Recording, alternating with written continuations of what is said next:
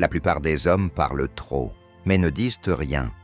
Ils bavardent, ils poursuivent, ils essaient d'impressionner. Et les femmes perçoivent leur désespoir à des kilomètres. Mais il y a aussi ces hommes qui parlent peu et captivent pourtant toute l'attention. Ils ne quémancent pas le respect, ils l'imposent naturellement. Quel est leur secret? Ce n'est pas une question de belles phrases ou de techniques de drague. C'est une question de précision. Savoir exactement quoi dire et quand le dire. Aujourd'hui, je vais vous révéler 9 phrases que les hommes plus âgés et plus sages utilisent pour attirer les femmes sans effort. Des phrases ancrées dans la clarté implacable du stoïcisme. Mais attention, ce ne sont pas que des mots. Elles façonnent l'attitude d'un homme. Les ignorer, c'est continuer à jouer en mode difficile. Avant de commencer, pensez à vous abonner et à laisser un like si vous voulez maîtriser l'art des relations à travers le stoïcisme. Chaque vidéo vous rapproche d'un esprit plus fort et de connexions plus profondes avec les femmes que vous rencontrez. C'est parti. Phrase 1. Je ne me concentre que sur ce que je peux contrôler. Laissez-moi vous parler de Daniel.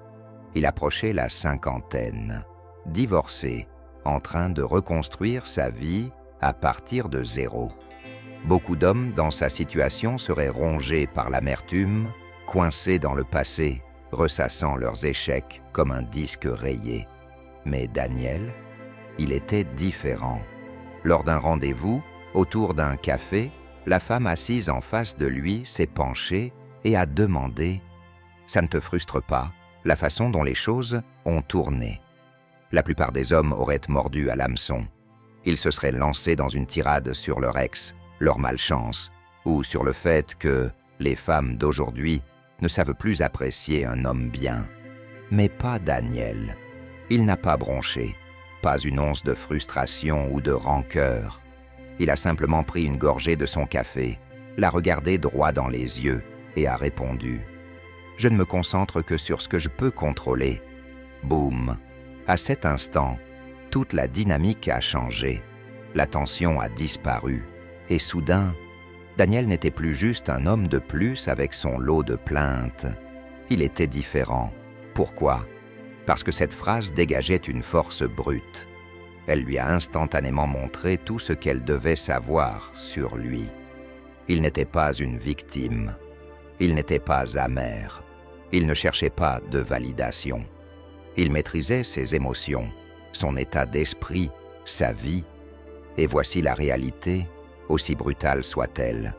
Les femmes ne respectent pas les hommes qui s'attardent sur ce qu'ils ne peuvent pas changer. Elles ne veulent pas d'un homme qui blâme le monde, son passé ou son ex pour ses problèmes. Elles veulent un homme qui assume sa réalité et continue d'avancer.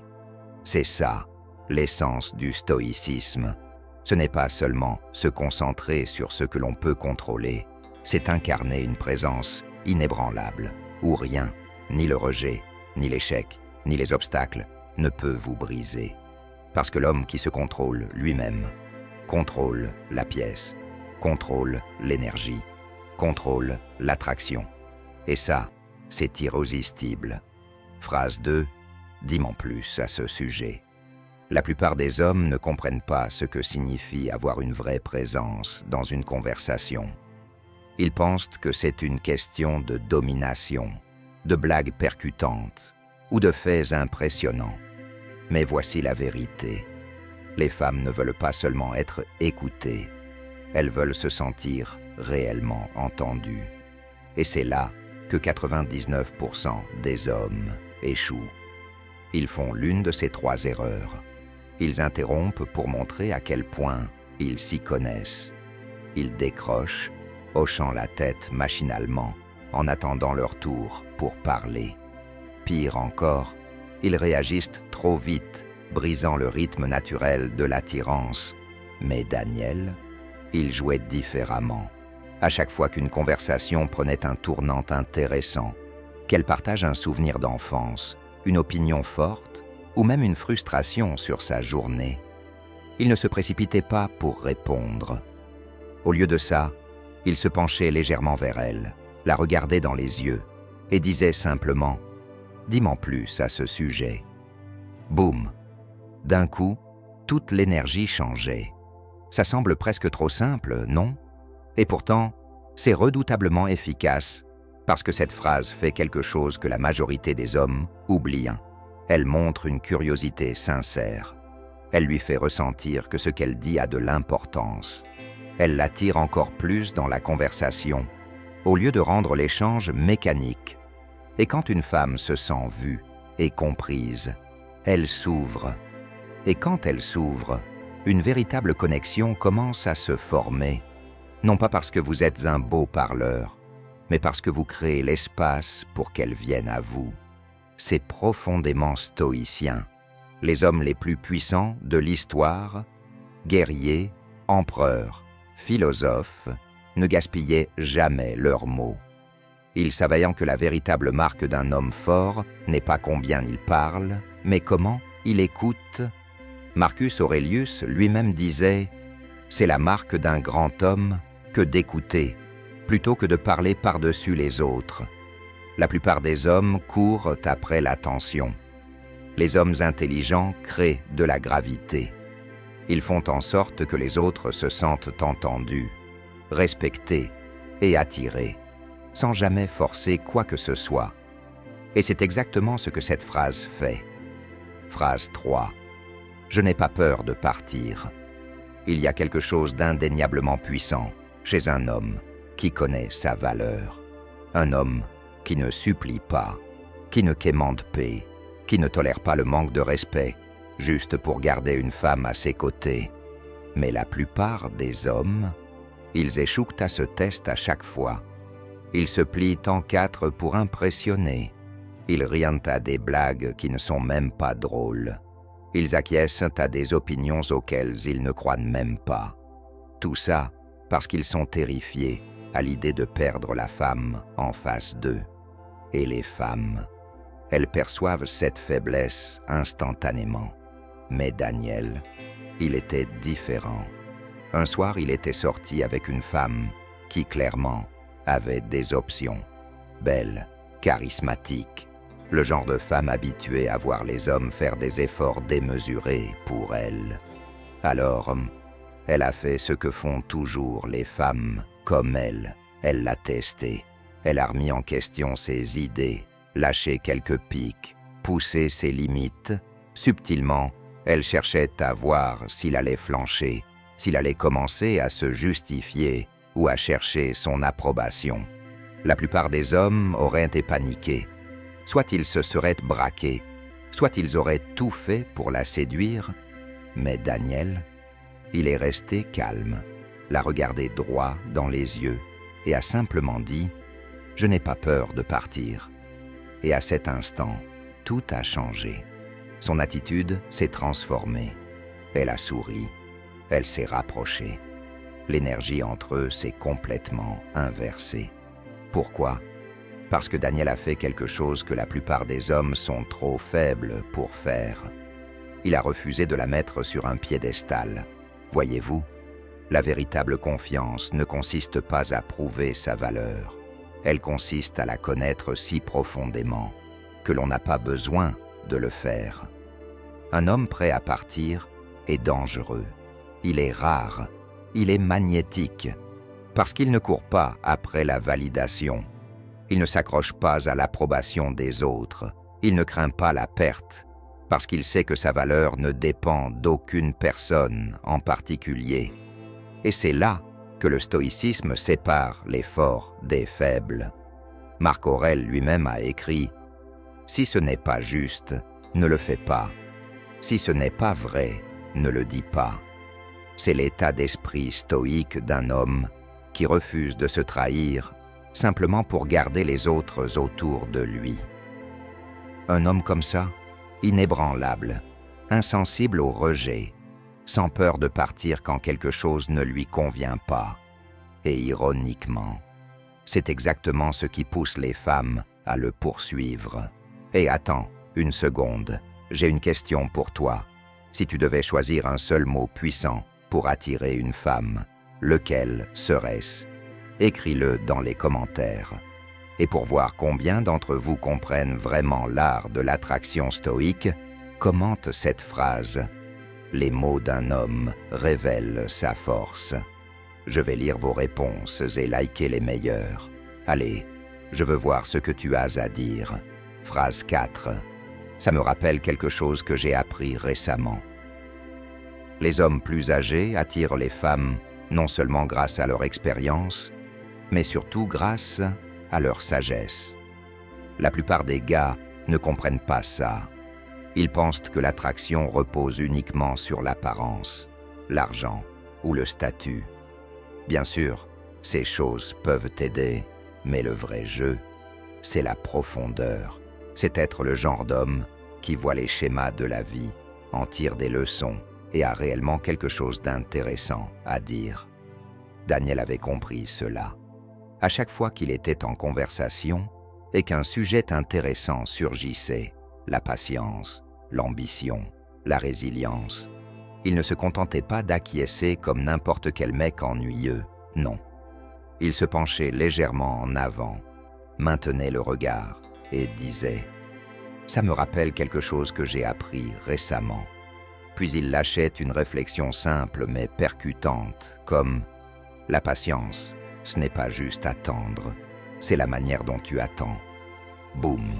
Soudain, l'énergie changeait.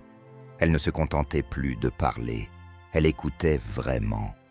Parce que cette simple phrase fait deux choses puissantes. 1. Elle montre que tu réfléchis vraiment à la vie, que tu ne te laisses pas porter passivement par l'existence, mais que tu analyses, que tu évolues. 2. Elle prouve que tu es en perpétuelle progression. Et les femmes, surtout celles de grande valeur, sont attirées par les hommes qui s'améliorent constamment.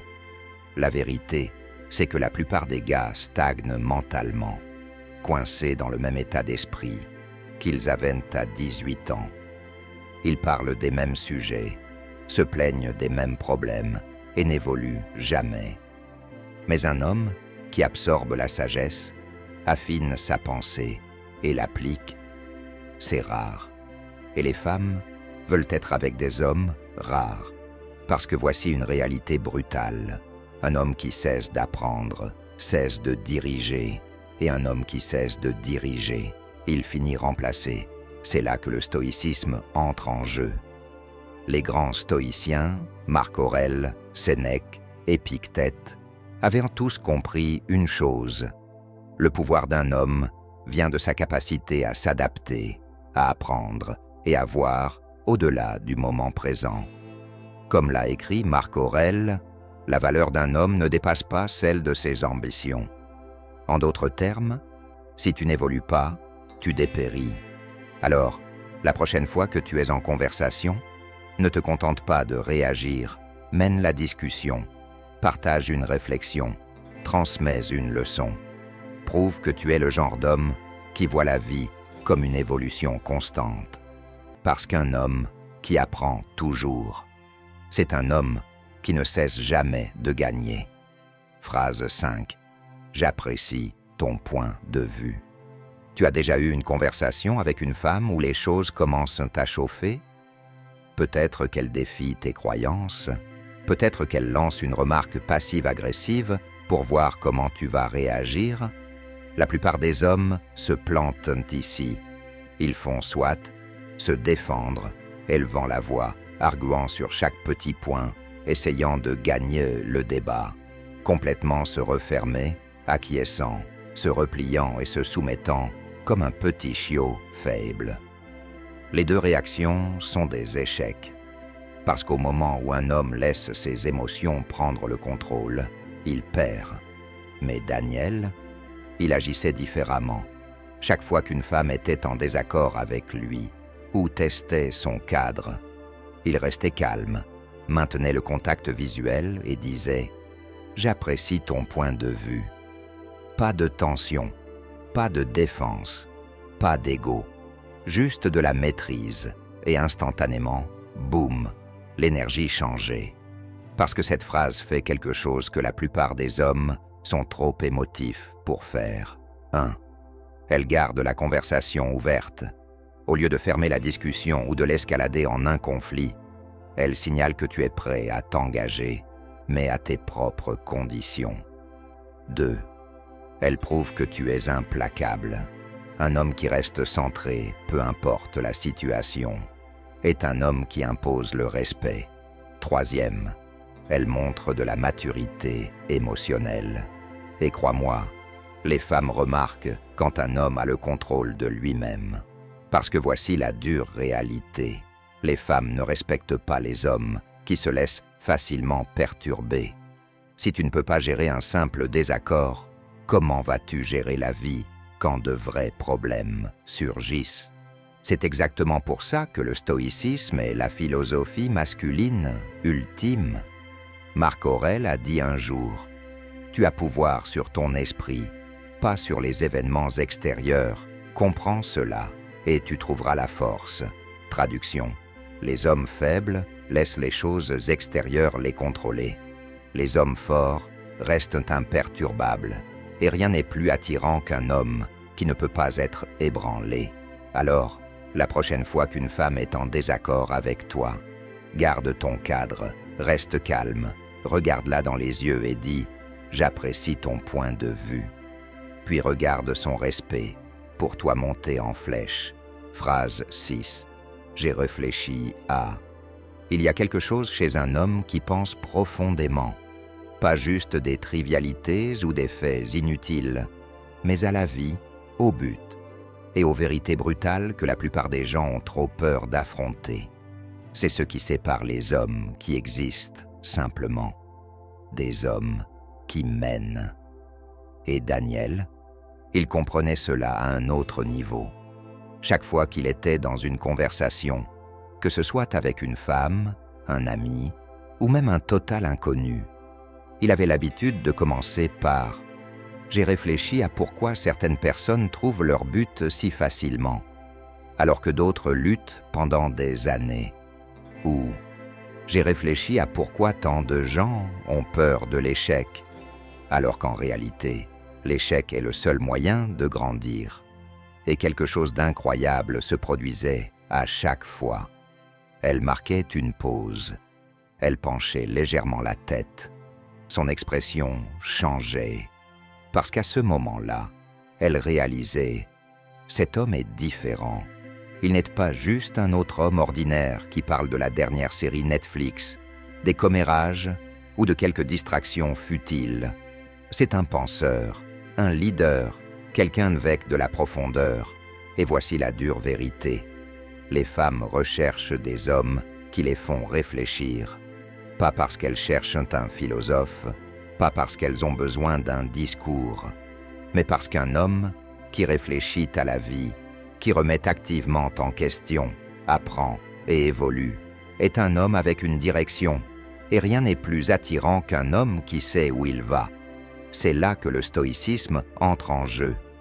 Marc Aurèle, Sénèque, Épictète, ces hommes ont construit leur vie sur un principe clé. Une vie sans réflexion est une vie gâchée. La plupart des hommes ne pensent jamais. Ils dérivent, ils réagissent. Ils existent dans un cycle de distraction et de jouissance. Mais un homme qui réfléchit, un homme qui se confronte à des questions profondes, c'est un homme qui se distingue des autres. Alors, la prochaine fois que tu es dans une conversation, ne sois pas juste un autre type prévisible. Fais une déclaration qui fait réfléchir. Fais-la marquer une pause, parce que ça, c'est comme ça que tu rentres dans son esprit et que tu y restes. Phrase 7. Ce n'est pas quelque chose que je tolère. La confiance ne réside pas seulement dans ta façon de marcher, de parler ou d'apparaître. C'est la force invisible derrière chaque décision que tu prends. C'est tes standards, les choses que tu accepterais ou que tu n'accepterais pas. Parce que voici la dure vérité. Un homme sans standard est un homme sans pouvoir. Et les femmes, elles le sentent instantanément. Une fois, Daniel a reçu une offre d'emploi qui ne correspondait pas à ses objectifs. Ça payait bien, c'était stable. La plupart des hommes l'auraient accepté sans réfléchir. Mais Daniel, il l'a refusé sans hésiter. Et quand une femme lui a demandé pourquoi, il a simplement haussé les épaules et dit « Ce n'est pas quelque chose que je tolère ». Cette simple phrase a eu un impact différent. Soudain, elle l'a vu sous un autre jour. Ce n'était pas n'importe quel homme, c'était un homme avec une mission. Un homme qui savait ce qu'il voulait et qui refusait d'accepter quoi que ce soit de moins. Et ça, c'est magnétique. La plupart des hommes vivent comme des mendiants. Ils mendient de l'attention. Ils mendient des opportunités. Ils mendient des relations. Et quand la vie leur jette des miettes, ils les prennent. Mais un homme qui refuse de se contenter, il envoie un message différent. Je ne cours pas après. Je ne quémande pas. Je ne compromets pas ma vision juste pour m'intégrer. Et c'est exactement pourquoi il impose le respect, l'admiration et le désir. Marc Aurèle a dit un jour « L'âme se colore de la couleur de ses pensées ».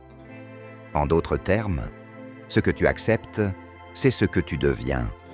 Si tu acceptes un travail médiocre, tu deviens un homme médiocre.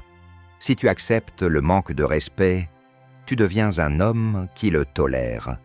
Si tu acceptes une relation qui te vide, tu deviens faible. Un stoïcien comprend cela. Tes standards façonnent ton destin. Alors la prochaine fois que la vie te propose quelque chose de moins que ce que tu mérites, rejette-le, parce qu'un homme qui ne se contente pas, c'est un homme qui gagne. Phrase 8. I find joy in the simple things. Dans un monde qui vénère l'excès, il y a quelque chose d'incroyablement puissant chez un homme qui sait apprécier la simplicité.